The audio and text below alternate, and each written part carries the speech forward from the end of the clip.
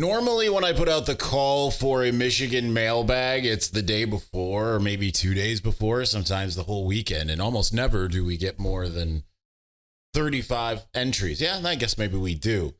I put it out a couple hours ago, and we've got like 40. Granted, there's 10 of you asking the same question about Dave Portnoy. You'll find that in segment 3. But we're going to take all of your questions as the official return of the Michigan Mailbag is upon us right here on this episode of Locked On Wolverines.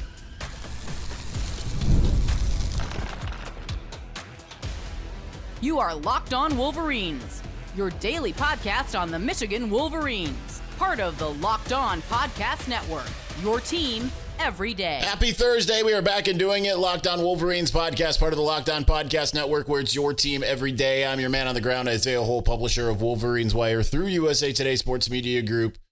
A little bit of the sleepiness made it so that we didn't get this out for the afternoon drive time. But we are back. We are doing it. It's a little bit of a later episode. But we're going to get to the Michigan mailbag, starting with the leaders and best. We got so many questions to get to. We're going to get to them all within a half hour. We are going to. Starting with James Crudup at James Crudup 6. Assuming next year's quarterback isn't on the roster, how early do you think the back channeling evaluating starts from non-coaches behind the scenes? Do you think Champion Circle or anyone involved with NIL takes Portnoy's offer seriously and would be willing to let him help? I do believe that the Champion Circle I haven't checked on this officially, but I'm pretty sure they are very interested in that. We'll get more to the Portnoy of it all in segment 3, like I said. But as far as if their quarterback is on the roster, I mean, I think it all just depends on, I don't think Michigan's going to tamper like other schools do and be like, hey, you should transfer, all that kind of stuff. I think they'll wait to see who hits the market, and then they will go from there, because I know a lot of rival fans like to think that Michigan is very much a cheating program. It's not the case. You had one guy who went into the gray, which I know you all think again that it was a top-down operation. I can tell you with a pretty strong sense of confidence based off of what Connor told me, for not just like he told me a one-off. He told me things a lot over the course of the hours and got grilled by Steve and I, but that this was a one-man operation. So, and he was the head of the snake, so to speak. So Michigan does things the right way. They're not going to tamper. And you can argue amongst yourselves in the comments. I'm not reading them for this episode, whether or not there was something else going on. But nonetheless, they're not going to tamper. So I think it's going to all depend on if someone else joins the transfer portal that they are like, that's a perfect fit for us. Because you have to understand that Michigan also needs to get guys through admissions. They have to be a culture fit, all that kind of stuff. They're not just going to be like, good quarterback alert, let's go get him. And someone expecting to also play the air raid or something like that, when Michigan's definitely not going to do that. Doesn't have the horses to do that. You'd like to see more wide receivers kind of join the fray too. They need that. My brother Metal Michael Wolf at MWolf21. The defense seemed to flip a switch last week and looked really good. Can they keep up the same intensity and production the rest of the season? I mean, I would say that it wasn't just that they flipped a switch. I mean, they kind of played like this for the majority of the year. They looked like that in week 1. They looked like that kind of in week 3 for the most part. There's 2 problem areas on the defense, and one of them looked good this last week, and that was Jair Hill. He had an incredible game. He looked really good. Jay-Sean Barham is still kind of struggling to figure things out. That can happen. It takes some time sometimes. And then you had a bad game from Makari Page. So these things happen. But I don't think they necessarily flipped a switch. I just think that Texas made the problems look that much more glaring, right? Because like that was when we talked about the defense looked great in week 1. And then week 2, it was like, okay, big problems. And then week 3, it was like, it was mostly fine except for the end of the game against the 3rd and 4th stringers. Jonathan Joseph at JJoseph2151. JJoseph2156. Okay, we got it down. We said it. What's been the highlight covering this team? We hear about the issues with the actual team, but there has to be a highlight covering them, a player or a coach. I mean, Wink Martindale's up there. That guy's enjoyable. That's why I had to preface, like, it's just when I go up to Wink after the press conference yesterday, I'd be like, this isn't, you understand this is part of it, right? There has to be some criticism.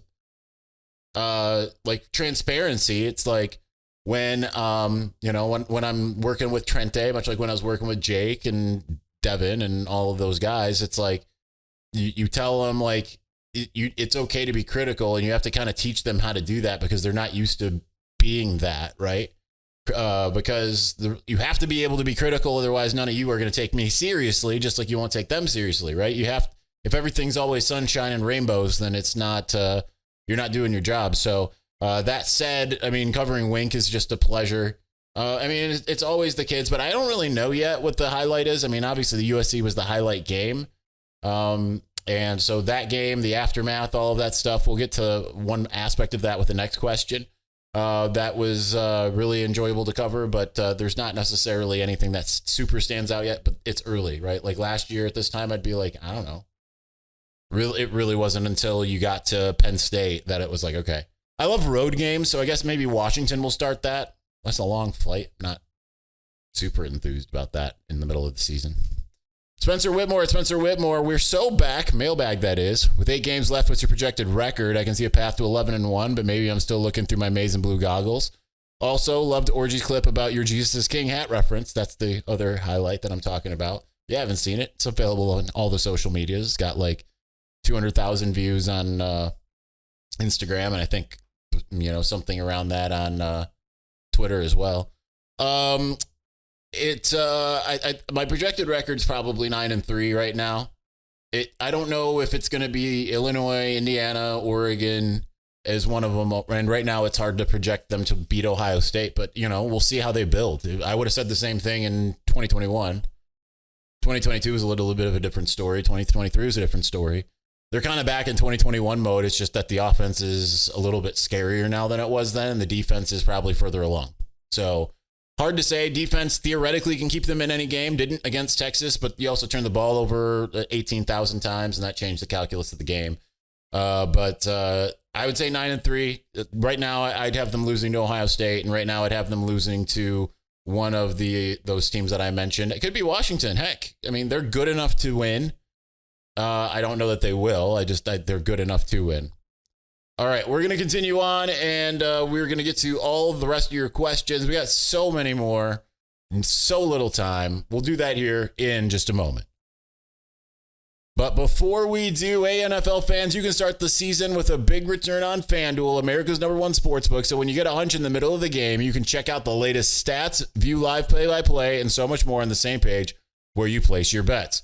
You'll get started with $200 in bonus bets guaranteed when you place your first $5 bet. That's FanDuel.com, America's #1 sportsbook.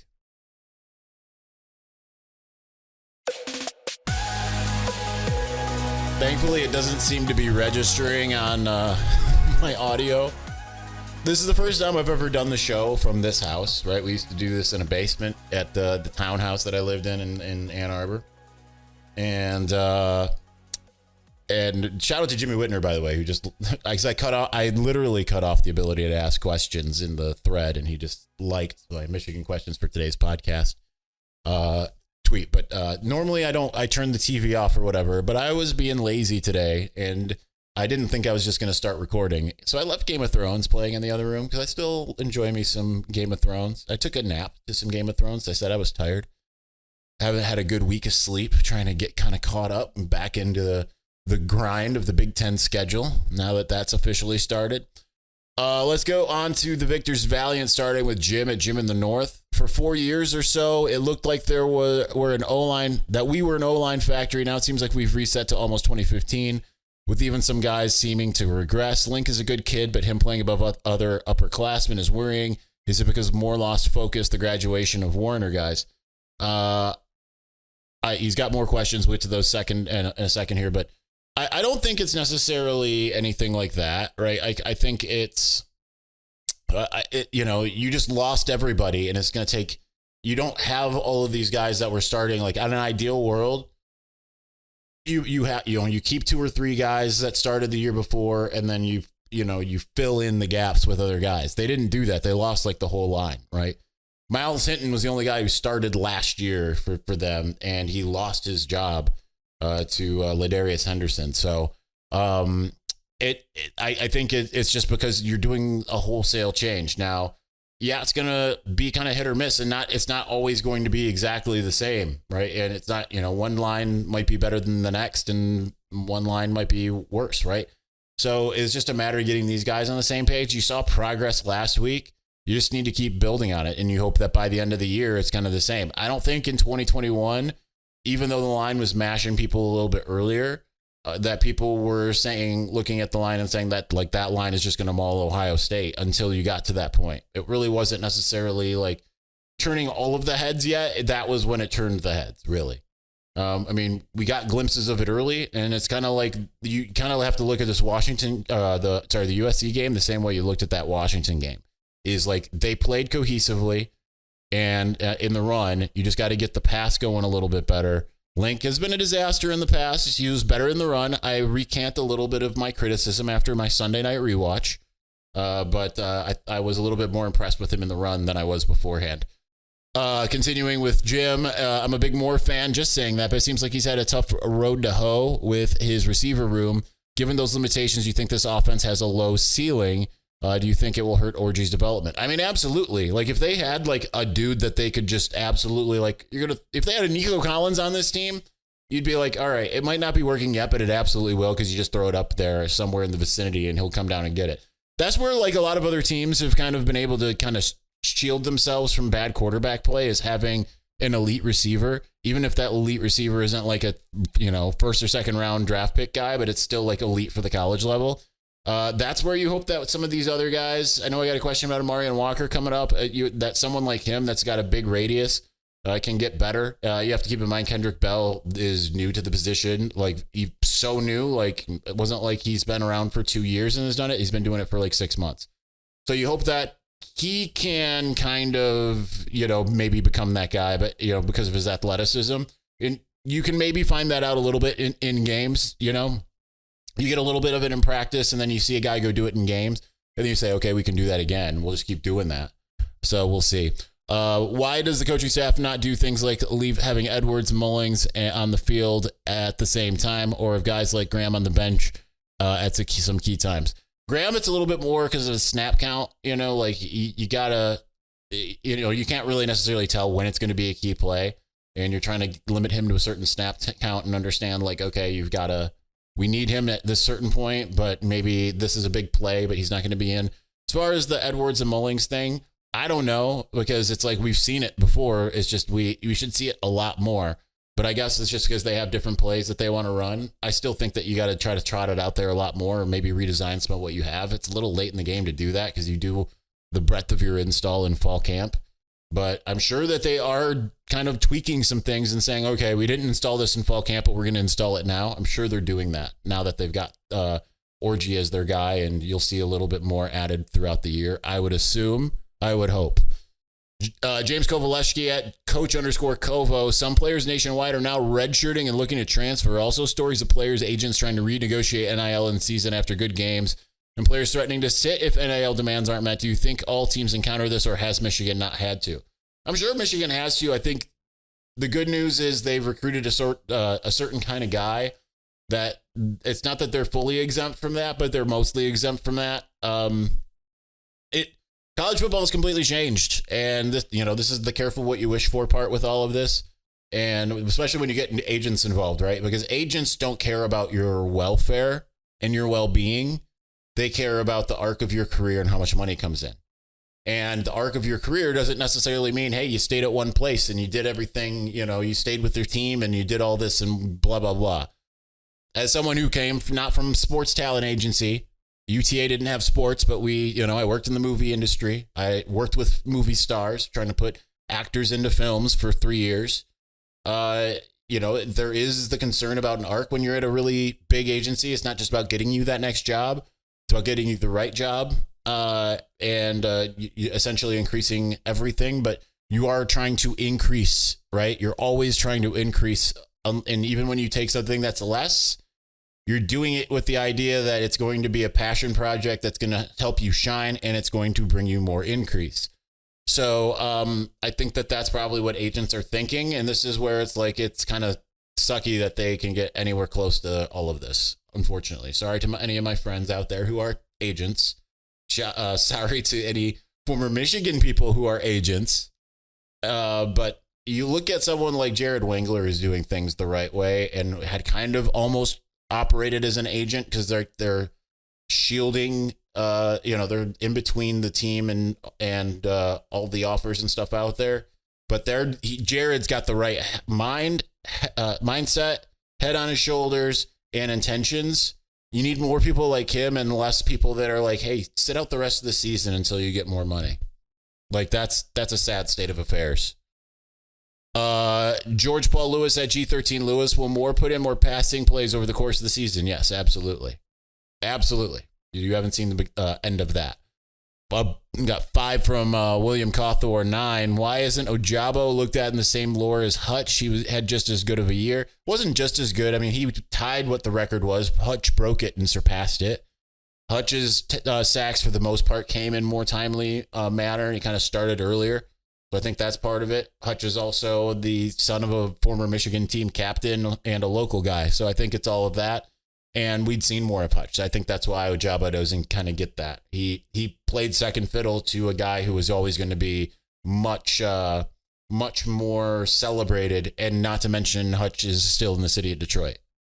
What does it say about Donovan that someone who's played linebacker for most of their career has passed him up? It doesn't say anything. That happens. Mullings played running back in high school too. He just came to Michigan as a linebacker. I believe he played more running back than linebacker in high school. But I mean, Hassan Haskins, did both and, came initially as a running back and switched to linebacker. So you could sit there and say, what does it say about Zach Charbonnet? Well, it didn't necessarily say anything about Zach Charbonnet. It's just, he had a great career finishing it out at UCLA, but it doesn't say anything about Donovan. It's just a different style of runner. He's able to do some things that Donovan cannot, right? Running backs are different one way or the other. It doesn't say anything about Donovan that Mullings was a former linebacker. What does it say about Michigan? What does it say about any other school that Mullings is starting to have some success and he wasn't highly courted as a running back? Say the same thing there. Whose career have you followed the most after they've left Michigan? Tom Brady, I guess. As far as the guys that I covered, I try to follow Jordan Lewis because that's my guy. Otherwise, it's just kind of whoever's on the team. I'm not really trying to follow. There's some guys that I try to see how they did. Michael Onwenu being one of them. Just guys that I'm closer with. Nico Collins. Any of those guys that I'm closer with. But I don't know that I follow anyone super close. And I don't really text guys that much when they're in the NFL. Maybe a little bit. Like I've sent Onwenu some messages here and there. Sent Chase Winovich some messages when he was in the NFL here and there. Send JD some messages here and there, but I don't necessarily go super deep into it. I don't know the eligibility of the quarterbacks, but if Orji and Warren come back and Michigan gets a portal QB, does Davis transfer? I mean, maybe not. You could also say, you can't really predict who's going to transfer and who's not going to transfer because are they being taken care of NIL wise? Do they have a path to the field eventually? What promises are being made? College football has completely changed. Michigan's recruiting a certain different kind of guy. And does that kind of work for the long run? I don't know. And I don't think I would worry too much about transfers because any transfer out, you're also going to look to transfer in. And you're recruiting better at the quarterback position. Now you had Davis this last year. He's going to take some time to see the field. He's got a slow release. We'll talk about that in a minute. But then you've got Carter Smith next year. You got Brady Hart after that. You just got to stop being afraid of will guys transfer out. And, Michigan's fine at safety. Yeah, you would have loved to have Keon Sabb because he's had 3 interceptions so far for Alabama. But, you'll find a way to make it work. That goes for you. That goes for Michigan. Michigan spent way too much time trying to keep guys from transferring. Finishing out Williams' set of questions. Are people like Tom Brady and Charles Woodson not able to help with NIL? They might be. I don't know. That's not. They just because they don't advertise that they are or not. I know it's a little different. But they might be. I'd have to ask Jared. But we'll see. Maybe they are. Maybe they aren't. They're getting their money from somewhere, from big donors. They are. Clark at Blue for Life 8. When Tuttle is healthy enough to play, do you think he gets playing time, or do you think it just depends on the QB play at the time? I think it depends on the QB play at the time. You don't want to disrupt trying to essentially develop Alex Orji in real time, is what I would say. Finishing us out in segment 2, last but certainly not least, one of my favorites, is Perry Mitchell at Perry Mitchell 08. What will it take for Kirk Campbell to actually open the offense up if they're up big? Passing is a bad look, so does Orji get the same reps to be prepared for the bigger games of the season? I think they tried to open it up, right? Because they weren't being very balanced compared to what Michigan does in the first couple weeks of the season. So I think that they might still pass late if depending on kind of the situation. You don't want to do it necessarily with 2 minutes left in the fourth quarter, but say you have the game put away by halftime, you let Orji, maybe play another, quarter or something like that. But it's going to have to be incremental in as far as the pass game is concerned. I know we got tons more about the pass game, but we will get to that momentarily, and we will get to the rest of it momentarily because we've got other things to talk about. Before we do, however, PrizePicks is America's #1 daily fantasy sports app with over 5 million active members. PrizePicks is also the easiest and most exciting way to play daily fantasy sports. All you do is pick more or less on a 2 to 6 player stat projection and watch the winnings roll in. You can now win up to 100 times your money on PrizePicks with as little as 4 correct picks. And PrizePicks is the only real money daily fantasy platform with an injury insurance policy so that your lineups stay in play even if one of your players gets injured. If your player leaves in the first half and doesn't return, PrizePicks, your picks are still live on PrizePicks. Your picks are still live. So there's lots to really like about PrizePicks. But download the PrizePicks app today and use the code LOCKEDONCollege to get $50 instantly when you play $5. That's code LOCKEDONCollege on PrizePicks to get $50 instantly when you play $5. You don't even need to win to receive the $50 bonus. It's guaranteed. PrizePicks, run your game.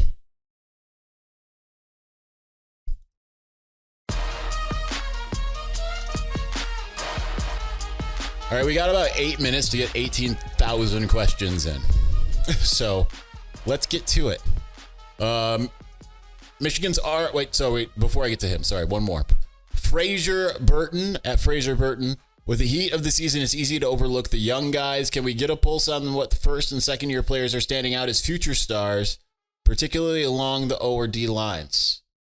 You can kind of see by guys that are getting in there, and then and there's some that aren't necessarily Dom Nichols. Edith still, we haven't really seen a ton of him. We are starting to see some Cam Grant. Lugard Pai, when he gets a bit better or bigger rather, he's going to be a force to be reckoned with. O-line, trying to think if there's anyone on the O-line that I've heard much about. I haven't really heard much about the freshman O-line, and obviously second year, you're seeing Link playing, so there's that. But as far as other ones that are standing out as future stars, that's kind of, I don't want to say mostly it. You're starting to see Hogan Hansen. He's a first-year guy. You were starting to see more Zach Marshall, who's a second-year guy, right? Like we saw a lot of Zach Marshall last week with Loveland out, mostly as a blocker. But there's quite a few. I will have to ask me that question later. Jordan Marshall would be a guy that I'd look at, but he's been injured. I'm interested to see the freshman receivers. Also, why is Greg Crippen not the starter? The offense is way better with him. I agree, but they clearly don't, so they're continuing to work things out there. All right, the following all have asked about Dave Portnoy. I'm going to do one question and then kind of give the overall answer. But first, Michigan's armchair quarterback at armchairqb_UM. In light of Dave Portnoy's announcement, how much will Isaiah Hole be contributing to help secure top talent transfer QBs in this new era of college football? You're looking at my contribution. It's called the podcast. I'm not contributing financially. That's not happening. But anyway, everyone else is basically asking, what's your take on this? So let's say all the people here. Michael Beaton at Michael Beaton, Todd L at Todd Douglas L, Don Mazzo at Balls, Caesar Corey at Corey Caesar 19, NPS Blue at Blue NPS, Big Jim P at the Jim P 19, and Stone Harris at Stone Harris 60. I think it's great that Dave Portnoy is offering that. Do I think that Michigan will accept it? I don't think that it's going to matter. It's just a matter of if Dave can't just offer somebody and say, go to Michigan, because they A, have to be wanted at Michigan, and B, they have to get admitted to Michigan. But I think that they'll be smart about it and they'll coordinate it and they'll figure out how that's going to work. Do I think Michigan will accept his money? I think they'd be fools not to, because he is someone that just wants to see Michigan win. And yes, I understand he's a firebrand, but like there's no reason. It's not like he is like a felonious person that's doing something insane. He might be someone that you don't like, but there's going to be that no matter what, right? There's people that don't like Stephen Ross. Plenty of you that I'm sure don't like Stephen Ross, and he has contributed, probably billion to the university. There's going to be people who you don't like for personal reasons. There's going to be people you don't like for political reasons. There's no reason why Michigan should look at that and say no, unless they're doing something that is absolutely horrible, like putting on barriers like Patrick Barron. I mean, I'm just saying, don't take Patrick Barron's money. That's just a horrible mistake waiting to happen. Spending way too much time on that ridiculousness when I have like 18 questions left. We might have to cut it off at some point. But yeah, I think that it's great for Michigan and great for Dave because he gets the love and exposure he wants. So there's that. All right, lightning round, because we got to do these in like 30 seconds each. Jay, hashtag Joby Tober at MDNIKCB. Will Jaden Davis get time this year? I doubt it. I think he'll redshirt. LA Baird at Luke Beard 2016. Minnesota is known for a strong ground attack. How effectively do you think Michigan's defense will contain the Gophers' rushing offense and prevent big plays? Last year they ran pretty well against us. I was surprised that they did. I think that this looks like a better run defense in general, but I'm sure they'll still find a way to do it. They've got a good O-line still, so I think that it will be uncomfortable, kind of like Texas, but I don't think it'll be enough to overtake Michigan. Justin at J_Debo10. If Orji continues to get better and prove he has the ability to be an efficient passer, whose team is it next year? Jaden Davis or Alex Orji? It's Alex Orji's. Wolverine Colt at Rodney Llewellyn. In yesterday's pod, you mentioned Grant Newsom's quote that the team has lots of things in the bag that just haven't been seen, but they're installed. In your opinion, what scenarios would have to happen to unload some of the bag? Or is he speaking specifically to down the road? It was more down the road, but it's just a matter of what they need to do in any given game, and what the game plan would call for in that case. Blue Captain at Maze and Blue 360. What do you need to see to start to be pessimistic about the passing game, and what the coaching staff are telling us to be essentially be patient by what game and what result? I've been pessimistic since the preseason, except for the lead up to the season in the month of August. I think that we need to see, in order to be optimistic, more than Colston Loveland able to be a downfield threat. So I'm going to flip that on you. Joe the Great at Joe Pabney. What's up with Amarian Walker? I don't know, man. I thought we'd see him by now. He's been around for a couple years and we still haven't seen him. Julie Rovner at Jay Rovner. Will Governor Walz sing Mr. Brightside? And if he does, how many votes will that earn him? Let me be very clear on this. If you are voting, if any one of you are voting because any candidate on either side of the aisle is singing a song at a stadium, you need to reevaluate why you are voting. So I will leave it at that. That goes Republican, Democrat, Independent, Green Party. I don't care. Don't vote for people based off of how cool they might seem. Wolverine Devotee at Wolverine Devo1. Over under 14 passes from Orji against Mini. I'm going to go over. It's going to not be much over, but like 16, 17, I would say. Michigan Primetime at U of M Primetime. Thoughts on the 1901 squad and how they would fare in today's game versus 2024 Michigan. Take into consideration they probably had better passing attack in 1901 than this year's team, despite the forward pass being illegal. I have no idea. I don't know anything about that team. We got a minute left. JJ Brewer 19. 2 questions. Do you think Will Johnson is the best corner in Michigan history? And if he isn't yet, will he pass Woodson? I do think he is that. Woodson will be more revered because he played also on offense and more on special teams. Number 2, who do you think will be the QB against Ohio State? Alex Orji. Todd at Toddy Brown Jr. Over under 80 passing yards for Orji. I will say over. Josh Houghton at Joshy Houghton 86. Why do you think they haven't even let Orji air it out a couple times? If he misses, but at least let the other teams know he can hurl 170 yards. He's throwing downfield. We just only saw it against Arkansas State. You need receivers to be able to catch the ball. Jacob Phillips at Jake_Phillips_8. Why is some media so quick to jump on assumptions during press conferences, specifically referring to Wink and Grant's press conference yesterday? I think we all have different things that we latch on to. It's just kind of how everything works. I don't have time to explain. Sorry, you were supposed to be up higher. I forgot to switch you up. Jacob Shavaria. Shavaria, my OSUF fan uncle was saying Michigan's QB situation is to be blamed on Signgate. He claims we are losing scholarships in the future and that we'll be receiving a postseason ban. And please tell him he's wrong. I mean, he's wrong. My camera's gone. He's absolutely wrong. I mean, he's wrong. Fun finishing us out. Lonnie Dub at Lonnie Dub. Are you ready for Sleepless in Seattle? #wink. I am. All right, we basically made it 30 minutes, a little more than 30 minutes. I've lost the camera, so let's move on. Thanks for watching. Thanks for listening. We'll have the preview tomorrow. Peace.